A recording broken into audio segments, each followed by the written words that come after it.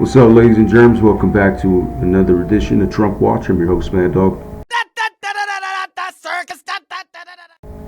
Today I'm reading an article that says Trump takes dividing the nation to a new level. The President of the United States says he wants to initially harm Americans who didn't vote for him. Good evening. President Trump vexed tonight, according to the Washington Post, after repeatedly telling crowds of voters at rallies across the country how not racist he is and how much he's done for minorities across the country, including taking credit for lowering the unemployment rate for Black, Hispanic, and Asian Americans.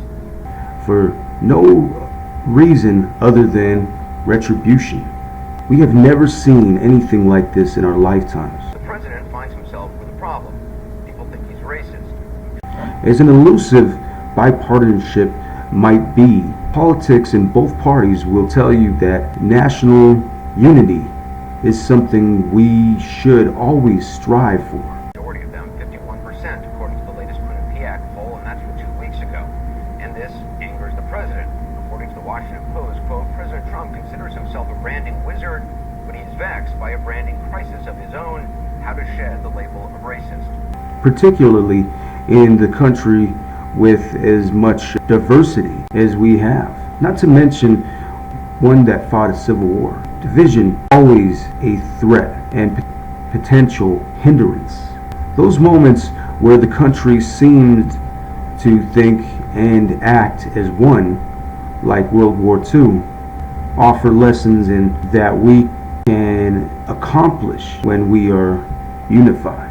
Now, keeping them honest, before we go through a laundry list of reasons that a majority of Americans might feel this way, before we point out the second anniversary of the white nationalist, white supremacist violence in Charlottesville, Virginia, that killed a young woman and for which the president declared there were very fine people on both sides the night of a torch-lit march by neo-Nazis chanting Jews will not replace us. Let's remember how the president sees himself on the issue of race. Which is why so many presidential candidates like to paint a picture of the unified future they can bring about. I am the least racist person there is anywhere in the world. I'm the least racist person there is in the world, as far as I'm concerned.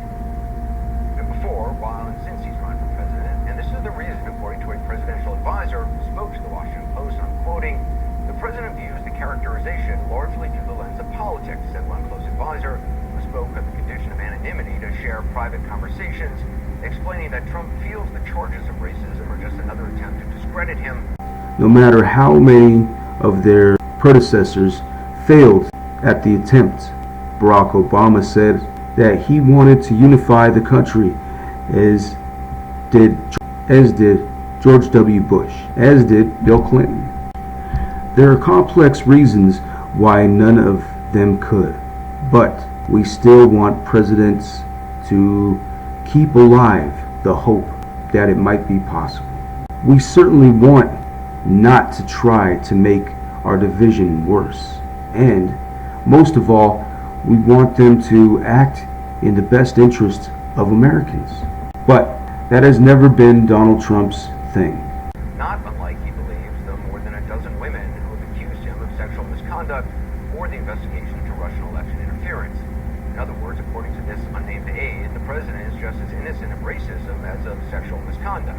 From even before he took office, it was clear that Trump divided Americans into two categories: those who support him and those who don't. It's an incredulous thing to say, but at the same time, it's actually right on the money, because it's something people on the left and right would completely agree with for totally opposite reasons.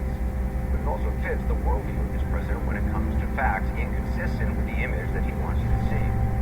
Right after the 2016 election, he embarked on a victory tour, visiting only states that won and ignored the rest. Just remember, what you're seeing and what you're reading is not what's happening.